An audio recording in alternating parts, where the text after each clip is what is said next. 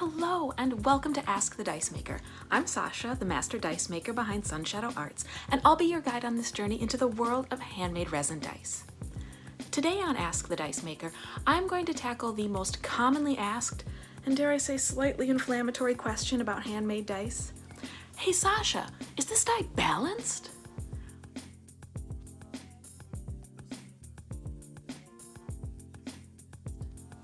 Well, I am so glad you asked this question. There is a lot to unpack here, and I'd like to preface this discussion with a little nugget. It is impossible to tell if a die is balanced or not based on a photo you see on the internet. You can't tell from a photo, period. So if you see a photo of a die on the internet and your response is, "There's no way that die is balanced," then welcome. You are in the perfect place to improve your knowledge and understanding of handmade resin dice.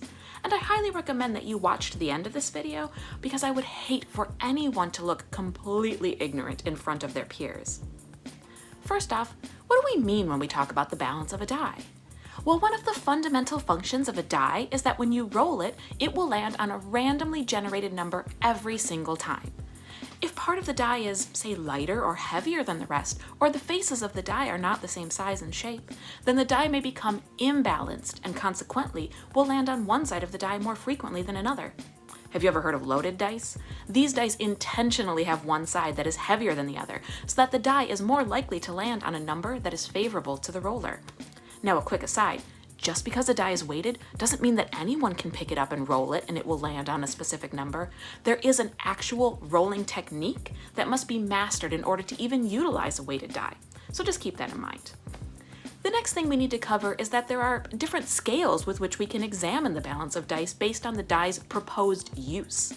There are scientifically, mathematically precise dice that are carefully calculated and constructed to be as close to perfectly balanced as any human-created object can be. Now, generally speaking, the place in the world where you can find these types of dice are in casinos. High-stakes gambling is the only traditional space in which that type of precision is expected or required. This level of scientific precision doesn't really exist in the world of casual tabletop gaming because that level of precision simply isn't necessary. I mean, these are games we play for fun, right? Even if a dice set is advertised as precision, that usually has more to do with the aesthetic and the look of the dice than the actual perfection of the balance. I mean, think about it. In order for a die to be scientifically perfect, the depth of the engraving of the numbers would have to vary from number to number.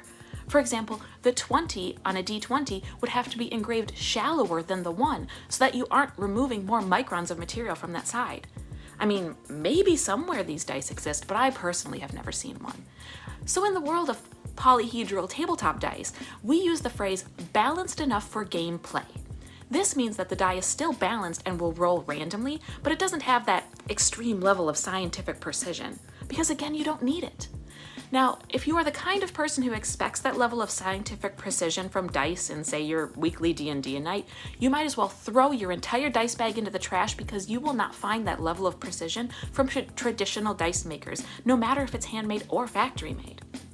All right, now to get to the actual question of the day. Is this die balanced? And remember, we are only going to talk about balance in terms of the phrase balanced enough for gameplay, because scientific balance in the casual gaming world isn't really a thing.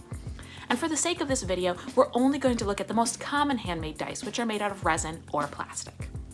Now, to answer this question, we're going to look at 3 main factors that affect the balance of dice. The first factor is whether or not the sides of the die, or the faces if you will, are the same size and shape relative to each other. For this, we need to look a little bit at how dice are made. Liquid resin, or plastic, is poured into a mold where it hardens. When the die is removed, it will have small marks left over from the molding process. In a factory setting, thousands of dice are placed in these giant drums where they are tumbled over and over and over until all of these little marks are rubbed away. Now, with this polishing method, there is no way to guarantee that the dice are getting polished evenly. Frequently, tumbled dice tend to be slightly unbalanced, since the tumbling process removes different amounts of material from each side of the die. Looking at handmade dice, the dice maker will spend several hours manually rubbing each die over the surface of various sandpapers and polishing papers. Since each face is carefully hand polished, the dice maker can control how much material is removed from each face, and the die is carefully inspected at every step of the process to ensure the sides are even. So for our first factor of balance, handmade dice can easily be better balanced than a factory-made die in terms of surface sanding and polishing. The second factor we're going to look at today has to do with whether or not there is one area of the die that is lighter weight than the rest. Typically, this means that there's an air bubble inside the die somewhere.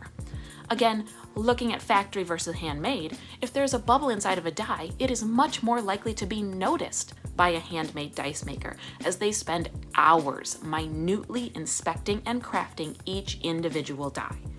So for our second factor of balance, handmade dice again are more likely to be balanced because they are being more closely inspected for potential interior air bubbles at the individual die level. Now, the third and final factor of dice balance is the one that most often comes into question with handmade dice, and that is if there is an area of the die that is heavier than the rest. When people see a fancy inclusion in the die or resin that's a different color, they tend to think that it is weighted differently from the rest of the die. Now, a quick note, resin dye weighs practically nothing, similar to a single drop of water, so different colors of resin will still weigh the same amount when cured.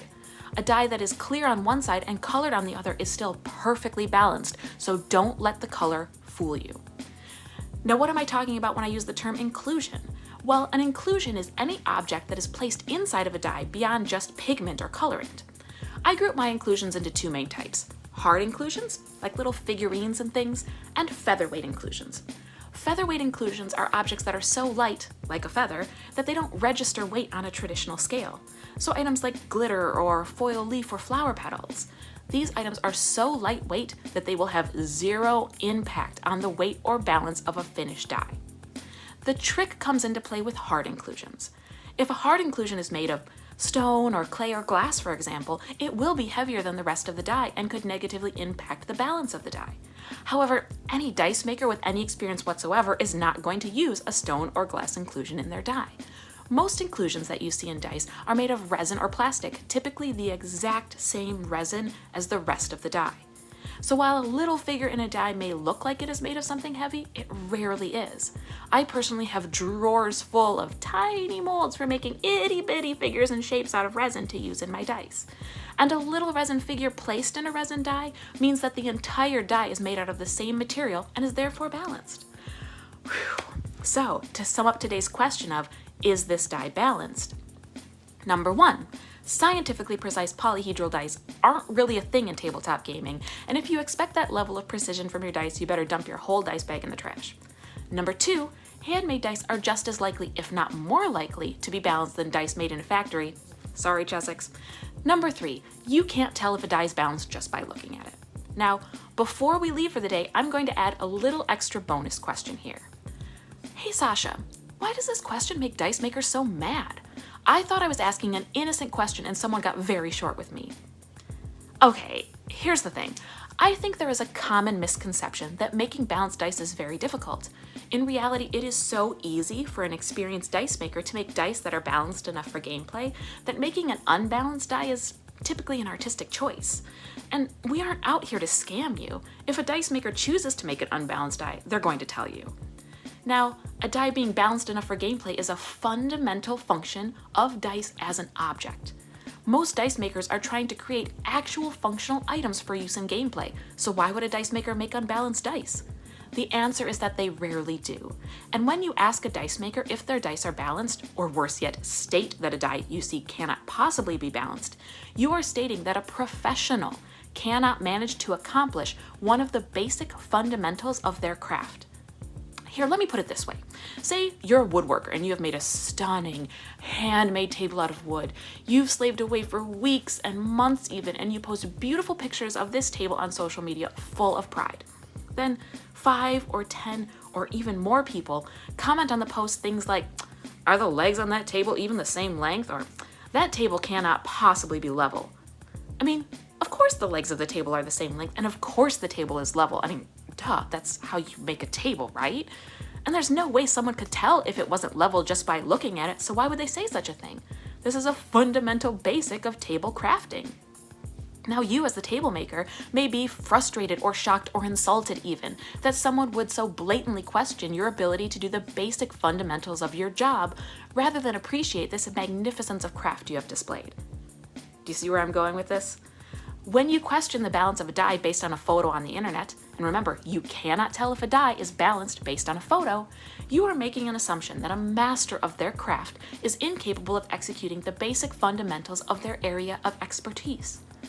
Add to that the fact that while you may have asked this question out of genuine interest, there are probably 10 people out there who have asked the same exact question just to troll and not from a place of authenticity. There are a lot of jerks in the world, and you may have happened to find yourself unwittingly among them. So there you have it, a very long and involved explanation for a very small question. So next time you see a die on the internet and you think to yourself, I wonder if that handmade die is balanced, just assume that it is, unless stated otherwise, and stop torturing all the poor dice makers of the world. That's it for this episode of Ask the Dice Maker. Until next time. Do you have a question you'd like to ask the Dice Maker? Drop it in the comments below. And don't forget to hit that subscribe button and check out other videos on the Ask the Dice Maker channel. If you want to check my credentials, feel free to visit www.sunshadowArts.com or find me on Twitter or Instagram at Sunshadeau Arts.